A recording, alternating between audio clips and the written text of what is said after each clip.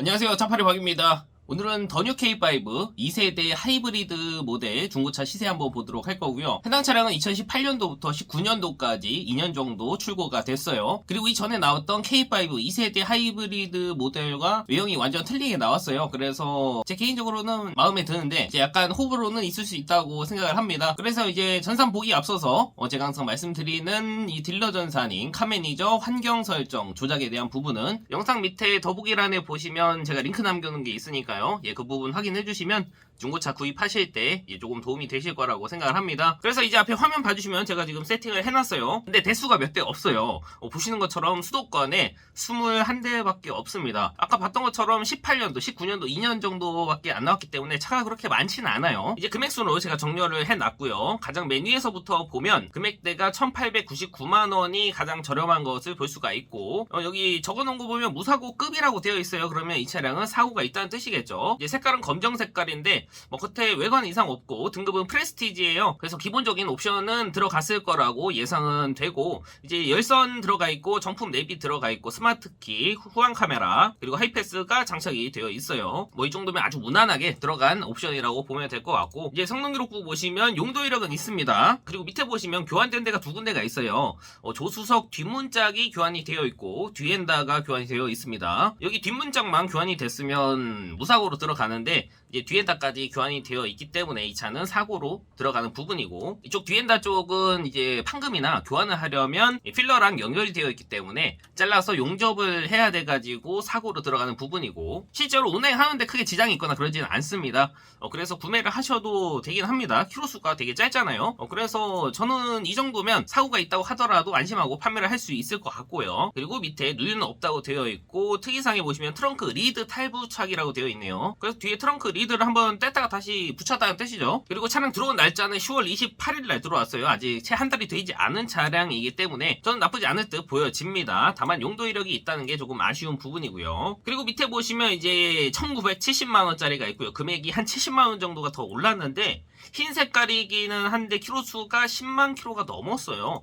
등급은 노블레스고요. 이제 방금 전에 봤었던 차량이랑 키로수 차이가 조금 많이 나죠. 그래도 한번 보도록 할게요. 색깔은 흰색이고요. 아주 무난하죠. 겉에 외관은 보시는 것처럼 이렇게 생겼습니다. 이 앞에 그릴이 저는 개인적으로 마음에 들더라고요. 이제 안에 내부 보시면 방금 전에 봤었던 프레스티지 등급과 마찬가지로 동일한 옵션들은 들어가 있고 이제 추가적으로 통풍 시트랑 전자 파킹 브레이크, 앞에 전방 감지 센서랑 오토 홀드가 들어가 있어요. 그리고 핸들 열선이 장착이 되어 있습니다. 그리고 스마트 크루즈가 장착이 되어 있어요. 그래서 앞차와의 거리를 조절해주는 이 버튼이 있고 차선 이탈도 있죠. 그래서 방금 전에 봤었던 차량보다는 옵션이 조금 더 많이 들어가 있다라고 보시면 될 것 같고 성능 기록부 볼게요. 용도 이력은 있습니다. 그리고 단순 교환이 있어요. 오른쪽 휀다랑 조수석 앞문짝이 교환이 되어 있는 상태고 사고로 들어가진 않아요. 그리고 밑에 보시면 이제 누유는 없다고 되어 있고 특이사항에 보시면 여기 인사이드 패널 충격 변형이라고 되어 있잖아요. 그래서 이 차는 이쪽 성능장 말고 다른 데서 성능을 받게 되면 사고차로 나올 수도 있습니다. 그래서 그 부분은 염두를 해두셔야 되는 부분이고 항상 특이사항은 잘 확인을 하셔야 되는 이유이기도 하죠. 그래서 조금 저렴한 차량은 2천만원이 채 안 되는 금액으로도 구입은 가능하지만 약간의 사고가 있거나 키로수가 짧고 용도 이력이 있다라고 보시면 될 것 같고 이제 조금 금액을 올려서 밑으로 내려가 보면 이제 2천만원이 금방 넘어가요.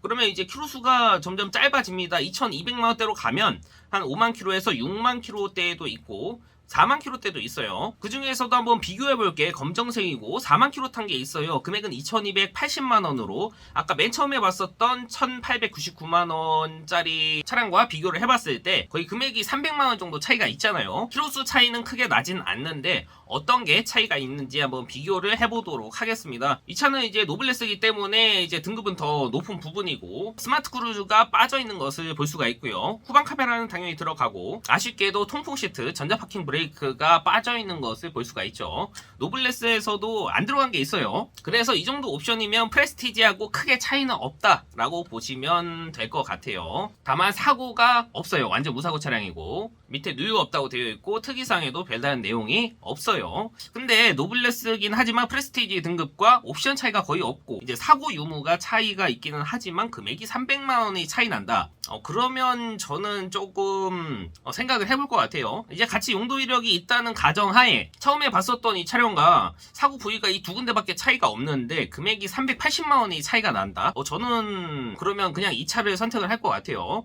보통 이제 사고 유무에 따라서 금액이 한 100에서 200만원 정도 차이가 날 수는 있어요. 300만원 이상 차이가 난다? 그러면 그만큼 큰 금액 차이를 감안하고 무사고 차를 구매할 필요까지는 없을 것 같다라는 게 제 생각이고요. 그래서 사고가 있는 차량과 없는 차량에서 금액 차이가 얼마 안 난다면 당연히 무사고 차량을 구매하는 게 맞지만 사고 부위가 그렇게 크게 차이가 나지 않는데 금액 차이가 거의 뭐 3,400만 원대가 난다?